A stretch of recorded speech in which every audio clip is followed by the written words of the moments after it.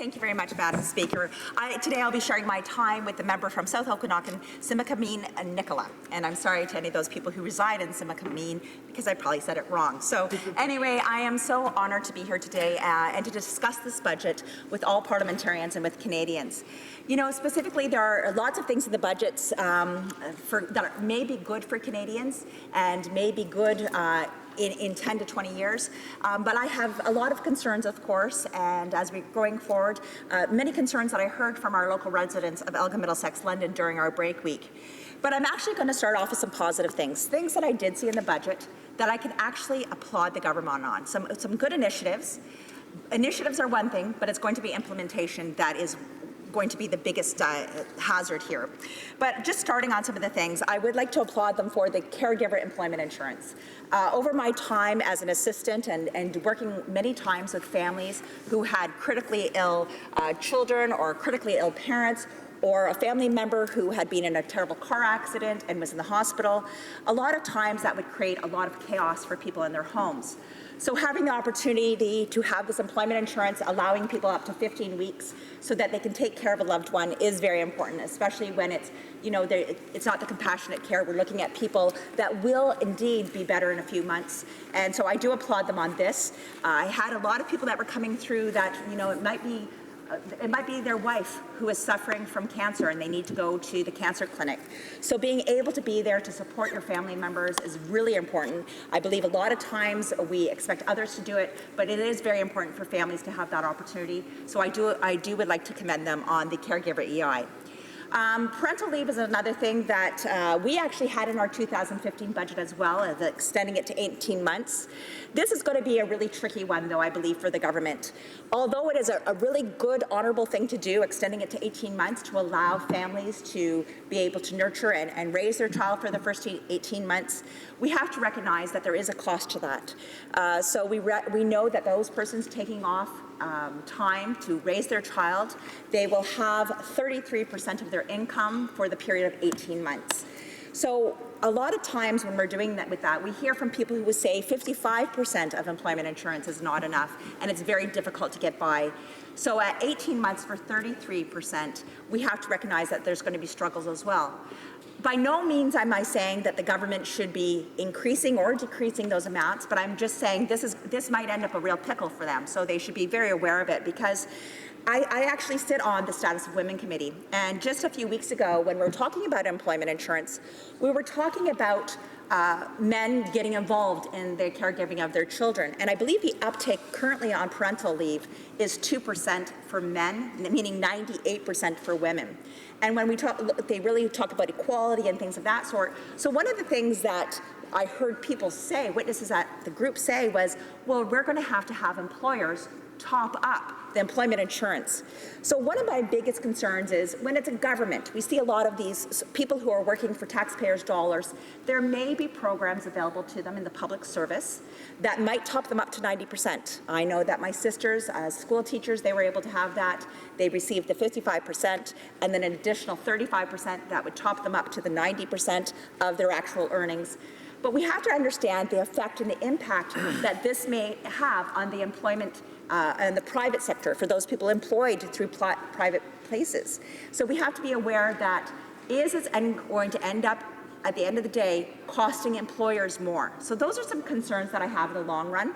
I believe the idea is very, very good, but at the same time we have to see what we're going to be doing to private employers, people who work for non-taxpayers' dollars who may not have those benefits available, because I do know that there are advocates out there saying that it should be the employer. So I think any time we're discussing those things that we need to really take that into concern. I also think we've talked a lot about the gender lens and the fact that this entire budget was looked at for the gender lens. This is something that I know that there was an entire chapter that looked back at the 2016 budget, but when we're talking about the gender lens on this one, I do not see it actually applied, because I do not think that they're taking into consideration what would happen. Is it going to be mothers that are going to be taking off those 18 months and then going back to a job? We also have to recognize that the Canadian Labour Code has to be addressed as well, because currently you can only take 1 year off. So that's another thing as well. So there's lots of Canadians that are pleased with that, but at the same time, extremely concerned and could cause a lot of issues. Finally, another positive thing is the targeted funding for housing. There was some funding there that I saw in a little note talking about housing for persons who are leaving domestic violence. And I would once again applaud that. During my time and during my work as not only as an assistant, but as a member of parliament and within my own community, I recognize there's not the resources there financially to help victims of violence. And one of the greatest things is the need for shelters.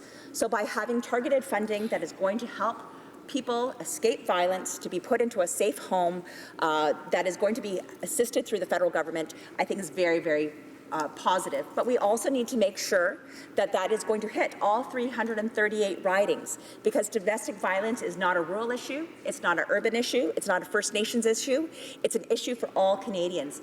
Especially we know that 1 in 4 young women are part of a sexual assault within their first 8 weeks of schooling in post-secondary. We have to be aware of all of these situations before we make sure that we target this funding. And we need to make sure that it is available to everybody, and it's not going to just be in urban centres. We know some of the key issues when we're looking at the housing, that when you're looking in rural areas, the resources may be very limited. Just last week, I was in the municipality of West Elgin, where we were looking at the Canadian Wellbeing Index and discussing some of the resource or lack of resources that they have in their own communities.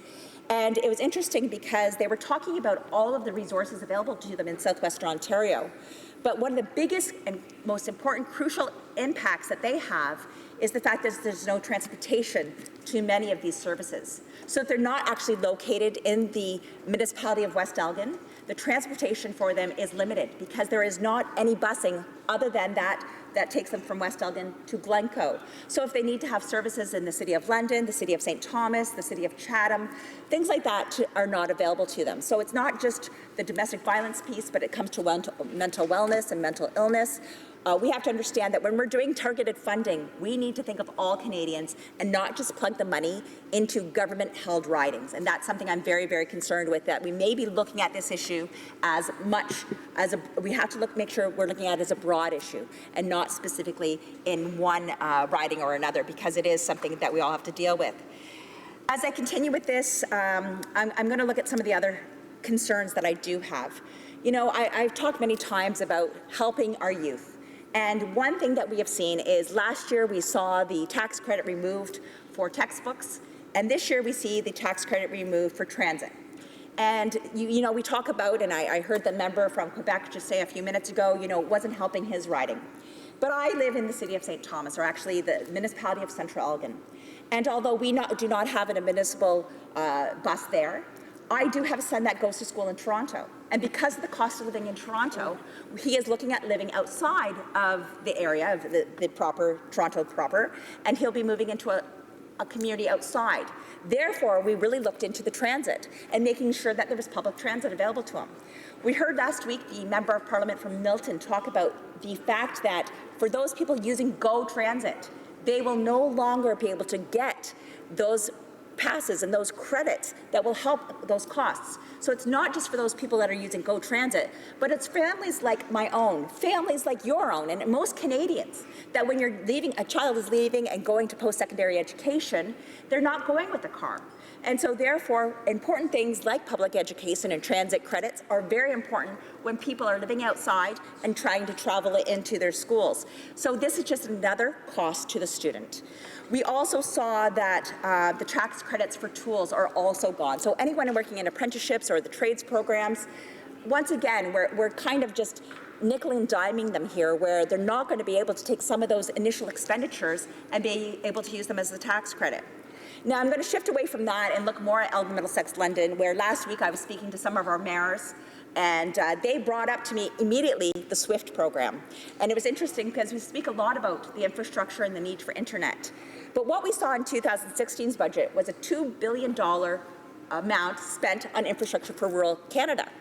And all we've seen in the 2017 budget is the money that was not spent in 2016 transferred to the 2017 budget and still not getting out to Canadian rural municipalities. So when I spoke to my mayors, the mayor from Central Elgin and the mayor from Southold, I asked them specifically, and let me be honest, these are people that would be very honest with me. So if they were very happy with the budget, they would say, Karen, it's a great budget. But instead they said, Karen, there's nothing in it for us. As mayors, there was nothing for the municipalities. As farmers, there was nothing in it for them. And, you know, worrying about the rural infrastructure, worrying about the internet, we're not seeing that. Just 6 months ago, the Minister of Innovation put forward the SWIFT program that was put forward by our Western Wardens for Ontario, and we did not see it mentioned in the budget. So they're very concerned that this was a program that was announced that is not going to be supported. And I think as a person from rural Canada, as a person representing many municipalities with populations 300 and 400, I'm very concerned that much of our money is going to go to larger municipalities and not to rural Canadians. So I thank you very, very much for your time, and I look forward to your questions. Good job. Questions and comments. The Honourable Parliamentary Secretary to the Government House Leader.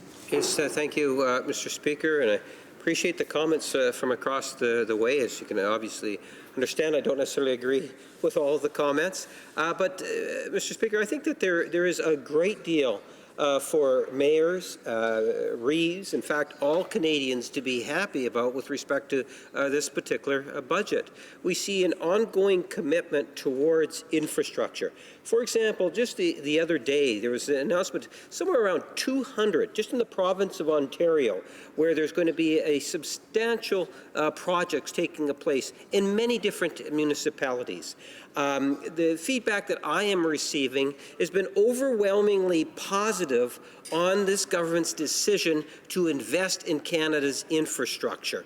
My question to the member is, would she not acknowledge that that investment overall in virtually every region of our country is in fact being well received for the simple reason is that generally speaking, Canadians understand and appreciate the importance of our infrastructure?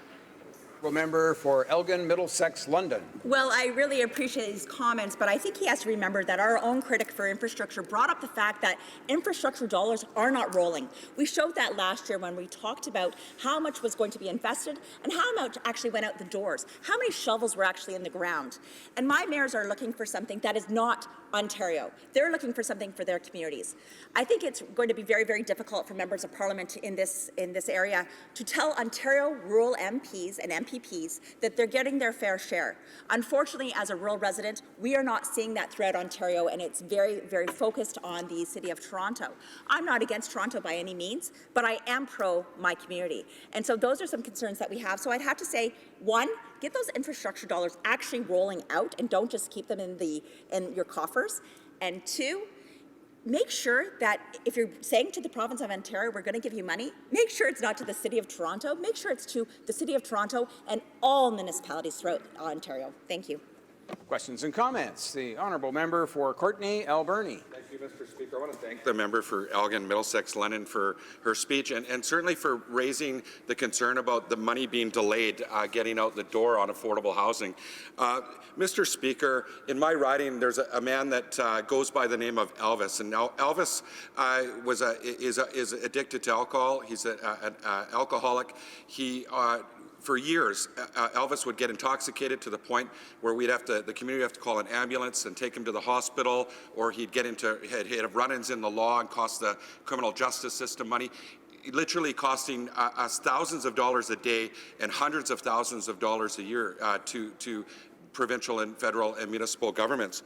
Now, the Alberni Valley Shelter Society has gone out and secured a unit for Elvis, and for 5 years, Elvis has been living in this shelter for $500 a month, $6,000 a year for the last 5 years. And you know, he's provided with a home, but it saves taxpayers hundreds of thousands of dollars. This budget, they've announced over $10 billion in money for housing, but only $20 million is going to get out the door this year. That's about 20 houses in Toronto and Vancouver. You know, that's not going to do a lot for people in rural communities. So maybe the member could talk about the cost saving of making sure people who need help have a roof over their heads, and about those single parents that might even make the worst decision that don't have a home, you know.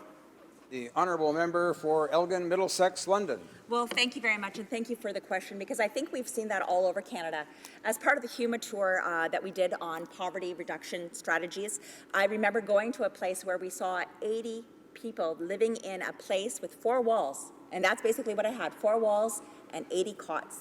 And there wasn't food, there was nothing like this to help those people in those shelters because we do not have those resources available to them, and we don't have the resources available for addictions.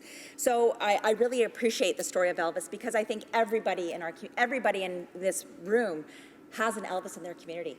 And, you know, a lot of times it's about stopping it before it gets too far. And I know I've seen in my own community, the St. Thomas Psychiatric Network, I've seen some funding decreases for them. Yet they're actually going out on the streets and taking people off the streets, getting them into housing first, which is, I think, a great positive strategy. Could we do more? Yes, we absolutely could do more. But there are some strategies that we can use, like housing first. And, you know, when it comes to shelters, we know that we have an issue here. We know that it's not just people from violence, like I spoke about, but people with addictions, a variety of issues like that, and we need to make sure the money's getting out the doors because the federal government has not invested in that. So we need to make sure that it is all over this country as well. As I said, poverty is not just for urban, it's for rural as well, and we need to make sure that we're creating opportunities for housing, as well as creating opportunities for me. Employment is number 1. Thank you.